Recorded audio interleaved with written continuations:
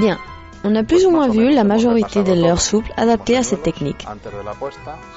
On a des leurres pour avant la ponte, pas trop mobiles, et des leurres pour après la ponte, beaucoup plus mobiles. On a vu les plombs de plusieurs tailles, toujours assez petits.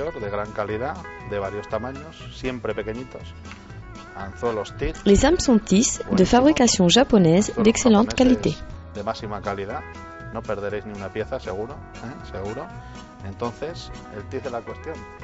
Comment utiliser cette technique? Très simple.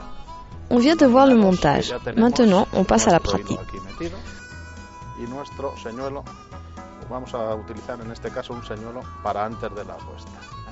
On n'a plus qu'à monter un leurre, comme par exemple le fameux Fish Doctor. Pardonnez-moi si j'en parle un peu de trop souvent, mais c'est un leurre que j'adore. Il m'a permis d'attraper beaucoup de poissons.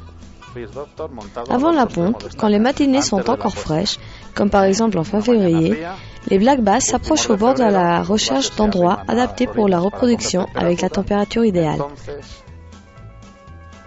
À nous de trouver les endroits adéquats.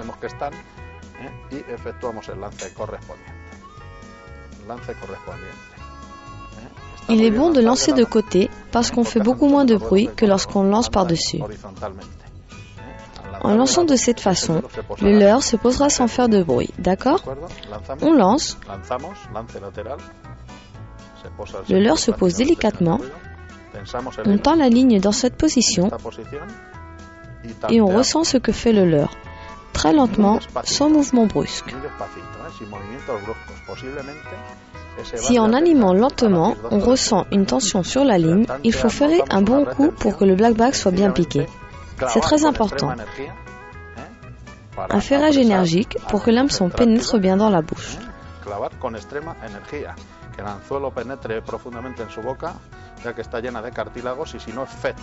Si le ferrage n'est pas assez puissant, le black bass peut se décrocher en un seul saut. On lance comme je vous l'ai expliqué auparavant. On tend le fil. Si vous ne détectez aucune attaque de suite, continuez à animer lentement.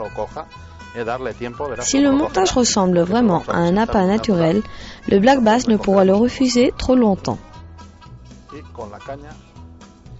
De temps en temps, donnez de petits coups de sion. C'est pour ce genre d'animation que j'utilise des cannes très sensibles. On soulève lentement et si le poisson ne mord pas, on la rabaisse. On lève la canne et si on n'a pas détecté de touche, on la baisse de nouveau. Toujours la même animation, jusqu'à ce qu'on ait une touche.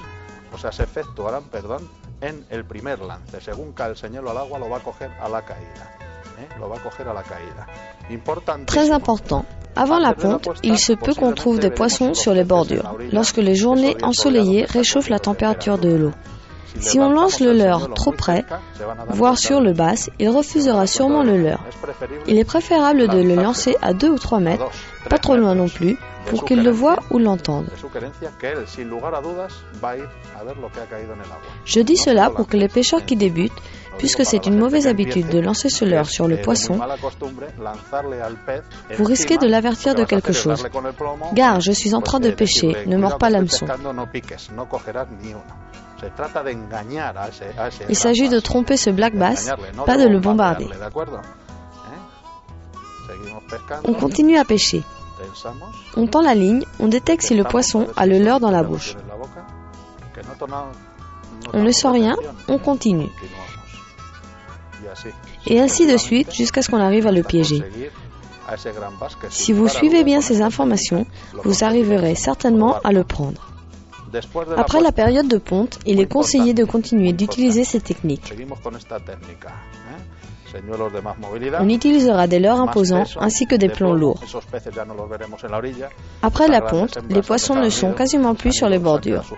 Les grosses femelles ont quitté le nid et se positionnent plus sur les pointes. Elles n'attaqueront certainement pas si on ne leur présente pas le leurre naturellement. Donc, après la ponte, on pêche une pointe avec des enrochements, si possible fournis en arbres. Les poissons sont certainement là. On lance et avant de fermer le pick-up du moulinet, on attend que le leurre descende lentement. Si on ferme le pick-up avant, le leurre a tendance à revenir vers le bateau en faisant un arc de cercle. On doit donc laisser le pick-up ouvert pour que le leurre descende jusqu'au fond. Les poissons se trouvent sûrement à 3 ou 4 mètres de profondeur sur cette pointe. Calculez mentalement. 1, 2, 3, 4. Le leurre est déjà à la profondeur appropriée. On ferme le pick-up et on tend la ligne exactement comme auparavant. Si vous ressentez une tension, c'est peut-être un black bass et non une branche. Cachete que te crío. Lo va a coger suspendido. Vais a notar como cuando enganchas una rama, cuando sacas un plástico del agua, que notas una retención. N'en doutez pas un instant. Vous devez ferrer très énergiquement pour ne pas perdre le poisson. La lutte sera formidable et vous aurez beaucoup de plaisir. Répétez cela sur les pointes après la ponte, avec des leurres différents. Le ver et la salamandre vont merveilleusement au début de la saison. Vous verrez que vous aurez du succès. À mesure que la saison avance, les imitations de poissons marchent merveilleusement bien.